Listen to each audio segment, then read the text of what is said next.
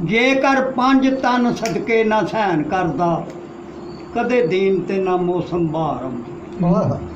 फजल करम ते रहमत दी घट बन के जे ना कमली वाले सरकार आउंदे, जन्नत वेलियां दोज़खी भीड़ कसूर मंदा ओहदे विच किवें गुनाहगार हुंदे।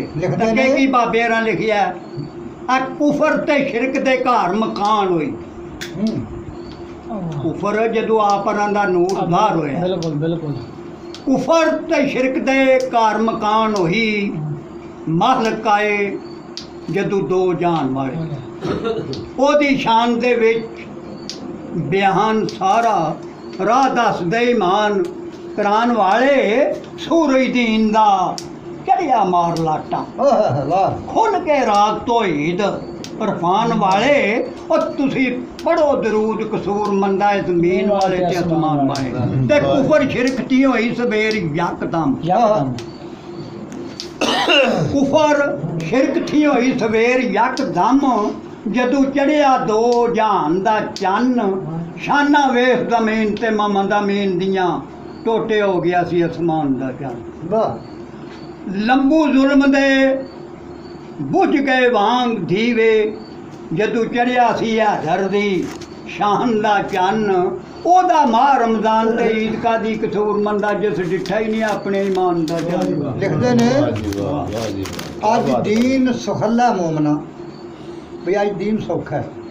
72 फिरके कलमा नबी का पढ़ने वाले 72 फिरके बाबे री पे लिखते ने, बड़ा काबिल गौर शेर बाऊ।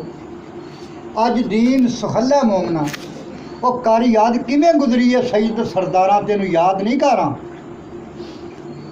किवें इमाम सी विच करबल दे चाया सु जुल्म दिया भारा सितम गुबारा। किवें इमाम सी सईदे दे अंदर कीती है छां तलवारां दुश्मन हज़ारां। कसूर मंदा सिर खून सैयद तू खड़ियां ने अज गुलजारां तक बार। ते आंदे ने अखों अन्ना कन्नू डोरा ते मुंह बोड़ा। अखों अन्ना कन्नू डोरा ते मुंह बोड़ा, जवाब दे गए ने गोडे ते गिटे तैनू। खप पाई ताईया खाला में केड़ा लगने ने सिटे तेन जी।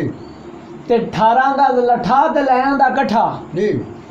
किड्डे फापड़े ने कपड़े चिट्टे तेनू, ओ नकम्मा होके मरियो कसूर मंदा। दस केड़ा हुन रोवे ते पिटे तेनू। ते आंदे ने कोई दसे ते दस ना सकदा है कित्थों तक जमीन आसमान दी हद जी। ते कदी गिनतर विच नहीं आ सकदी उस कुदरत वाले रहमान दी हद।